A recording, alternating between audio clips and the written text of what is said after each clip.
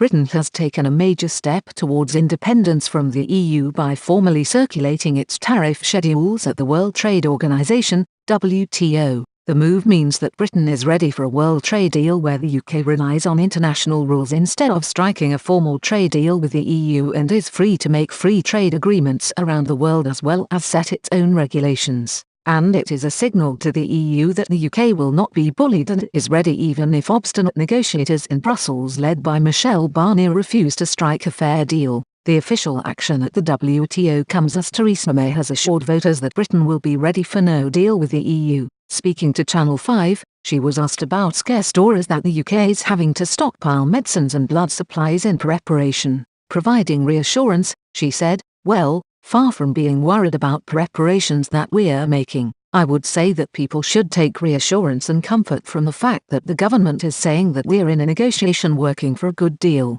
I believe we can get a good deal, but actually it's right that we say because we don't know what the outcome is going to be. We think it's going to be a good one. We're working for a good one, but let's prepare for every eventuality." Pressed further on the issue, she said, "Look, this is not just about stockpiling that concept. What it is about making sure that we'll be able to continue to do things that are necessary once we've left the EU, if we leave without a deal. Now I think people should take reassurance from the fact that this is a government that's saying, you know what, we're going to be responsible about this, we're going to be sensible about this, but while we're doing that we're going to work for a really good deal that's in the interests of people living here in the UK." She also pledged to ensure that free movement from the EU will end whatever deal is struck. Asked about her non-negotiables, she said, "An end to free movement, being able to set rules for people coming here from inside the EU, just as we can for people from outside the EU, bringing an end to the vast amounts of money being sent to the EU every year,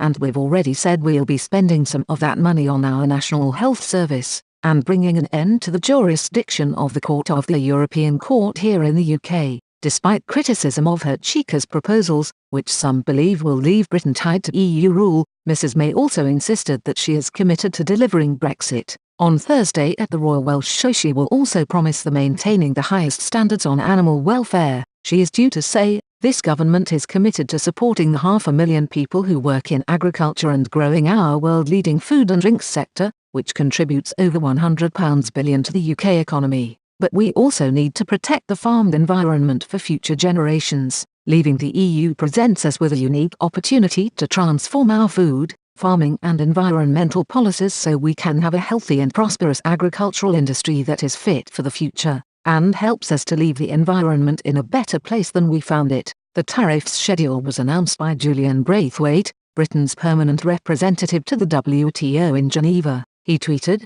"Delighted the UK's WTO goods schedule is being circulated today formally to all WTO members for certification. It seeks to replicate the concessions and commitments applicable to the UK as part of the EU today, an important milestone as we prepare for our departure from the EU. The action is part of Britain taking its seat at the WTO again once it leaves the EU. Currently, the UK is not an independent member because the European Commission represents all EU members on the body which sets international rules. For the UK to agree new free trade deals with the EU or other countries after Brexit, it needs to retake its seat." Tory MEP David Campbell Bannerman, who is a trade expert and sits on the European Parliament Committee for Trade, said, "This is a very welcome and significant step. It shows that Britain is ready for all outcomes, including a world trade deal, and even more importantly will be an independent trading power again. It's ridiculous that the country that invented modern international trade does not have a seat at the WTO currently."